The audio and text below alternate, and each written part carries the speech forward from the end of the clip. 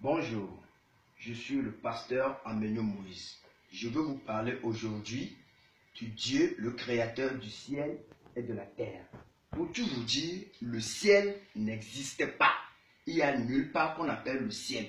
Ce que nous voyons en l'air là n'existe pas. Ce n'est que notre vue qui est limitée là-bas. C'est comme tu vas à la plage. Tu vas à la plage, tu verras à l'horizon, c'est comme le ciel touche la mer.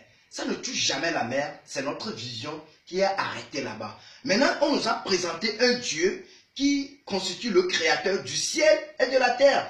Comment Dieu peut créer ce qui n'existait pas? C'est ça la terre. La terre, c'est comme ça, la terre est suspendue en l'air comme ça. Ce n'est pas quelque chose qui est bloqué quelque part ou le ciel aussi est bloqué comme ça. Non, la terre est suspendue dans l'univers. Donc la terre n'est pas une chose plate, mais la terre est ronde. Et quand la terre tourne comme ça, c'est dans l'univers. Donc si tu es ici, ton ciel c'est ici. Si tu es ici, ton ciel c'est ici. Si tu es quelque part ici, ton ciel c'est là. Donc si tu pars comme ça, tu n'attendras jamais rien du tout.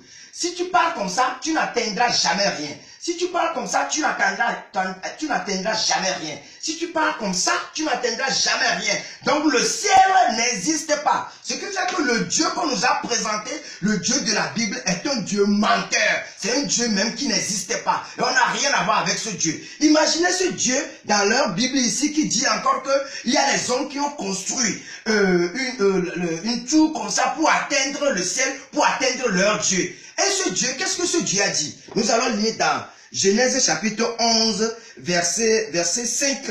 Alors, on a dit, l'Éternel descendit pour voir la ville et la tour que bâtissaient les fils de l'homme. Il dit, l'Éternel est descendu d'abord. Dieu est descendu d'où? Il était où pour descendre? Où?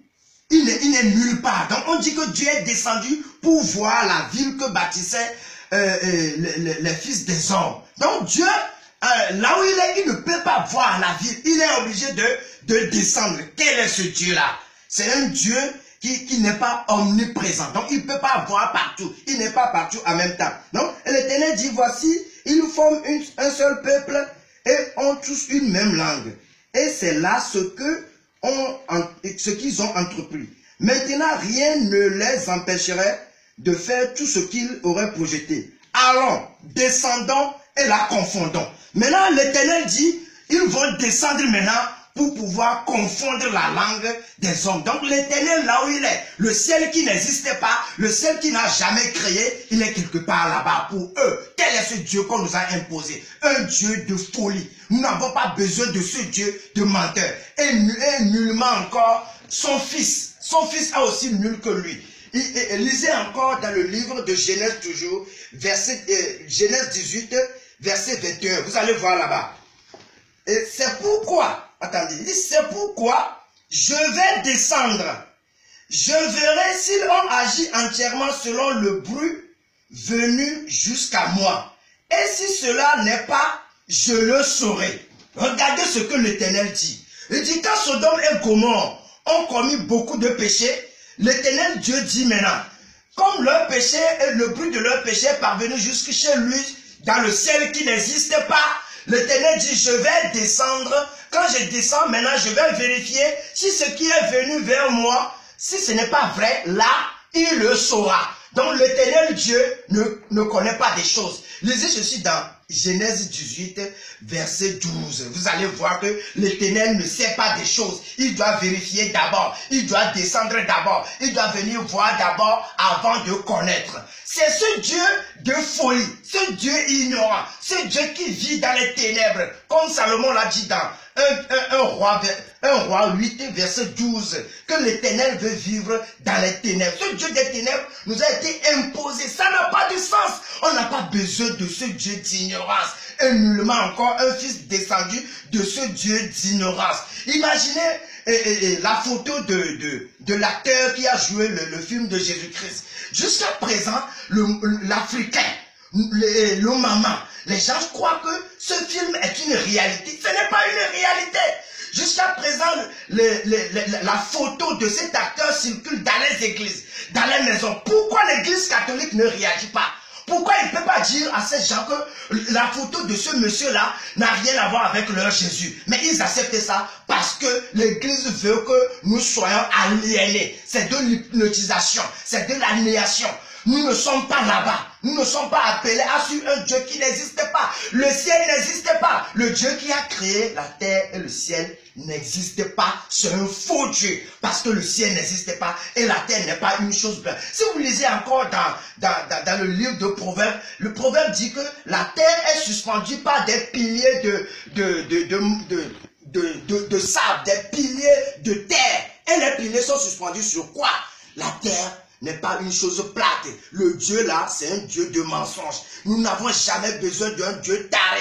Et ce Dieu de la Bible est venu anéantir la capacité de réflexion de l'Africain. L'Africain ne réfléchit plus. L'Africain ne réagit plus. Regardez la Chine. Et la Chine s'est développée parce qu'ils ne se sont pas accrochés à la Bible. La Corée, le Japon, ils ne se sont pas accrochés à la Bible, mais c'est des pays qui sont développés. Vous voyez? Et éliminez la Bible. Fuyez la Bible. La Bible est le livre le plus dangereux. Et Jéhovah est le Dieu le plus aliéné, le plus insensé. C'est un Dieu insensé. Ils disent que le Dieu là est omniprésent. Mais le Dieu là, et ils disent encore que le Dieu là est omniscient. Alors que regardez, le Dieu là n'est pas omniscient. Il doit descendre pour voir. Aujourd'hui, je te dis, toi Africain, réveille-toi. Tu n'as pas besoin de ce livre. Ce livre se détruit lui-même. Tu n'en as pas besoin. Ce que tu as besoin, c'est toi-même. Il faut te découvrir. Toute capacité de Mao, toute capacité qui dépasse toute chose est en toi. Tu es Mao. Réagis maintenant. Révèle ta capacité de création. Tu peux créer toutes choses. Tu peux créer. Réfléchissez. Ne suivez pas ce Dieu de la Bible. Et moins encore, un Dieu taré comme ça nous envoie son fils. Pour nous faire quoi? Nous n'avons pas besoin de Jésus-Christ. Jésus-Christ même, c'est un démon. C'est ce démon qui est venu pour nous anéantir dans les églises. Pour que l'Africain ne puisse pas évoluer. Pour que l'Africain ne puisse pas construire. Fuyez ce Dieu. Moi, je suis le pasteur Amenyo Moïse. Je vous réveille aujourd'hui. Je veux que tu te réveilles. Moi, je suis Mao. Mao, c'est la capacité qui dépasse toutes choses. Et Mao est le créateur. Et ce Mao n'existe pas. Ce Mao, c'est toi. Tu es Mao. Tu détiens toute capacité de création. Moi, je crée. Toi aussi, tu crées. Nous sommes Mao. Et Mao est la lumière. C'est la nouvelle lumière qui détruit les églises. Les églises, la Bible, le Jéhovah, le Jésus-Christ n'existent plus en Afrique. Nous l'anéantissons l'église avec tous ces démons de la Bible et de toutes ces choses-là pour refléter l'Afrique. Tu es africain. Quelle est ton identité? Ton identité, c'est l'Afrique. C'est ce que nos grands-parents connaissent. Nos grands-parents ont connu que Mao existe. Aujourd'hui, c'est toi qui es Mao. Et je suis Mao. Je m'appelle pasteur Amenyo Moïse et je suis Zéouto. Je suis au numéro 00228 93 15 77 98. Le ciel n'existe pas.